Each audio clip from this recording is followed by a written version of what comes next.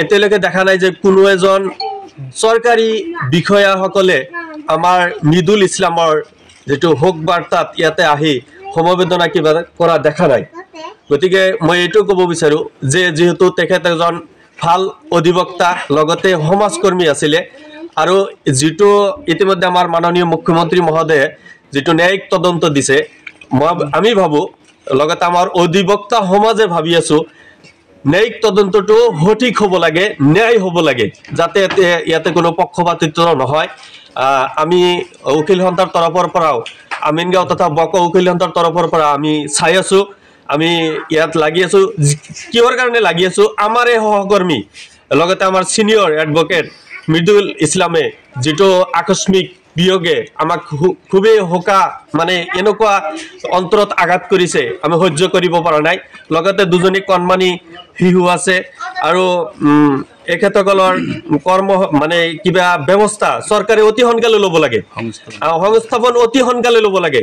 আমি বক উকিল সন্থাৰ তৰফৰ পৰা জোৰদাৰ মানে দাবী জনাইছো যাতে এই কণমানি শিশু দুটাৰ মুখৰ ফালে চাই এই পৰিয়ালটোৰ প্ৰতি কিবা সকাহ দিব।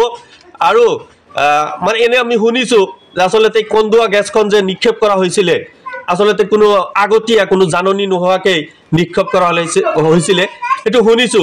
নিশ্চয় তদন্তত ওলাই পৰিব। আমাৰ মাননীয় মুখ্যমন্ত্ৰী মহোদয় আমি সকলোৱে জানো নিৰপেক্ষ ন্যায়িক তদন্ত এটা কৰিব দিছে। আমি আশাবাদী আৰু চাই আছো চৰকাৰৰ যেটো গতিবিধি আমি চাই আছো। আমি যুঁজি যাম, উকিল সন্থাৰ তৰফৰ পৰা আমি যুঁজি যাম। এইখিনি কৈ আমি সামৰিছো। ধন্যবাদ। ঘণ্টা বকৰ তৰফৰ পৰা আমাৰ যুৱ নেতা আমাৰ উকিল সন্থা বকৰ প্ৰতিষ্ঠাপক স্বৰ্গীয় মৃদুল ইছলাম ডাঙৰীয়াৰ মৃত্যুত আমি বক উকিল সন্থাৰ খুব মৰ্মাহত হৈছোঁ, দুখ প্ৰকাশ কৰিছোঁ।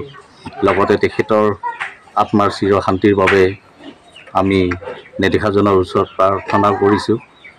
আজি আমি তেখেতৰ পৰিয়ালবৰ্গক সমবেদনা জনাইছোঁ।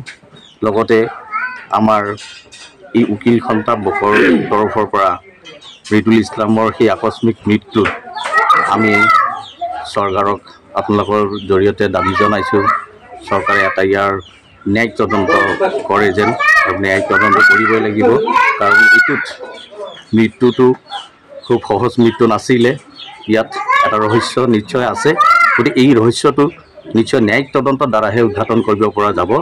গতিকে আমি উকিল সন্থা বকৰ তৰফৰ পৰা চৰকাৰক দাবী জনাইছোঁ ইয়াৰ এটা ন্যায়িক তদন্ত হ'ব লাগে।